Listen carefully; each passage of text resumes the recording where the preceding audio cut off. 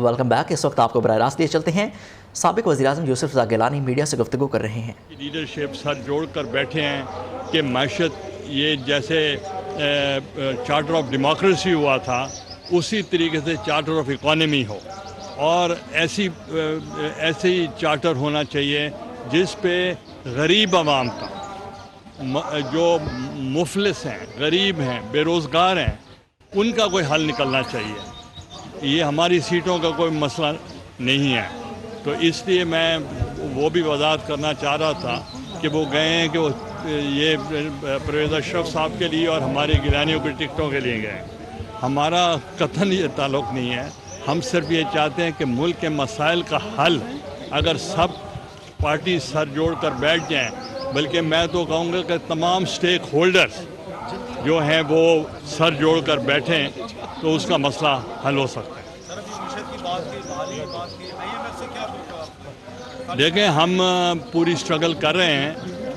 جو سابقہ دور تھا، اب لوگ کہیں گے سابقہ کا نام نہ لیں، اس وقت انہوں نے جو بد اعتمادی کی اور انہیں آئی ایم ایف کے ساتھ معاہدے کرنے کے بعد، 7ویں ٹرانش بھی لینے کے بعد، پھر انہوں نے جو اپنی کمٹمنٹ آنر نہیں کی، اس کی وجہ سے ایک مس انڈرسٹینڈنگ رہی، اور انشاءاللہ وہ حل ہو جائے گی. گیلانی صاحب، عید کا بڑا دن ہے، آج کیا پیغام دینا چاہیں گے سیاستدانوں کو؟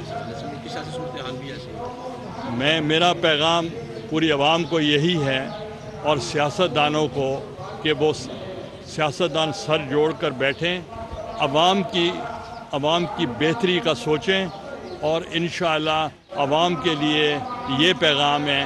انشاءاللہ ان کو جلد اچھی خبریں ملیں گی، اور ہمارا جو موقف ہے کہ الیکشن ٹائم پہ ہونے چاہیے، اور تاکہ عوام اپنے منتخب نمائندے خود منتخب کر سکیں. گیلانی صاحب، دبئی میں ملاقاتوں کے حوالے سے خبریں گردش کر رہی ہیں، کیا اس میں الیکشن کی ڈیٹ فائنل ہو رہی ہے؟ کیا ان ملاقاتوں سے کیا امیدیں ہیں؟ دیکھیں، میں نے تو پہلے سٹارٹ میں کہہ دیا کہ یہ چارٹر آف اکانومی پہ بات ہو رہی ہے، الیکشن ڈیٹ پہ بات ہوگی، اور کیئر ٹیکر سیٹ اپ پہ بات ہوگی. کیا لگ رہا ہے کہ جو 5 سال کی حد مقرر کی گئی کہ اس سے زیادہ کوئی نااہل نہیں رہے گا؟ کوئی امکان ہے کہ میاں صاحب جیسے آپ کے بڑے کلوز رابطے ہیں، کوئی جو سابق وزیر اعظم واپس آئیں گے؟ لگتا ہے سر؟ دیکھیں، پہلی بات میں آپ کو یہ کہہ دوں، میں بھی نااہل ہوا تھا. آپ کو یاد ہوگا میں 5 سال کے لیے نااہل ہوا تھا، اور اس سے پہلے ایوب خان کے دور میں آپ کو یاد ہوگا کہ ایبڈو لگا تھا، اور تمام چوٹی کے وہ سیاستدان جنہوں نے ملک بنایا تھا، جو کہ تحریک پاکستان کے کارکنان تھے، سہروردی، خواجہ ناظم الدین، سرفروز خان نون، اور اس کے علاوہ مشرقی اور مغربی پاکستان کے باشمول میرے والد، اور وہ سب نااہل ان کو کر دیا گیا تھا. وہ 7 سال کے لیے تھا. مگر جو اب ڈیبیٹ ہوئی تھی ہماری کہ تاحیات نااہلی نہیں ہوتی، اس کے لیے ہمیں ایک موقف اپنانا چاہیے.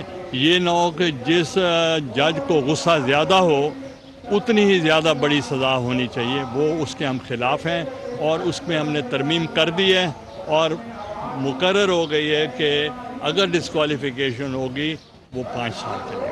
ہر عسکری دور میں ایک نئی پارٹی سامنے آئی ہے، ابھی بھی آئی ہے استحکام پاکستان پارٹی. اس کے حوالے سے مستقبل کیا دیکھ رہے ہیں؟ سب جو ہے نا اس میں شامل ہو رہے ہیں، خاص کر پی ٹی آئی کے لوگ. دیکھیں، پہلی تو بات یہ ہے کہ پی ٹی آئی جیسے بنی تھی ویسے ہی ٹوٹی ہے، تو اس لیے ٹوٹنے میں بھی ٹائم لگتا ہے، مگر انہوں نے تو ٹائم ہی نہیں لگایا. تو اس لیے میں ان کے بارے میں کوئی کمنٹ نہیں کروں گا. میں صرف یہی کہوں گا کہ الیکشن آئے گا، تمام اپنے منشور لے کر سامنے آپ کے پاس آئیں گے. پیپلز پارٹی بھی اپنے منشور کے ساتھ آئے گی، اور جس کا منشور اور جس کی کریڈیبلٹی زیادہ ہوگی عوام اس کو ووٹ آئندہ دیں گے. دنوں میں چیئرمین پی ٹی آئی کی گرفتاری کو دیکھ رہے ہیں؟ دیکھیں، آئندہ دنوں کی بات نہیں ہے. بات یہ ہے کہ اگر کوئی الزام کوئی ہوگا تو وہ پہلے بھی وزرائے اعظم جیل جاتے رہے ہیں، تو وہ کوئی بگ ڈیل نہیں ہے.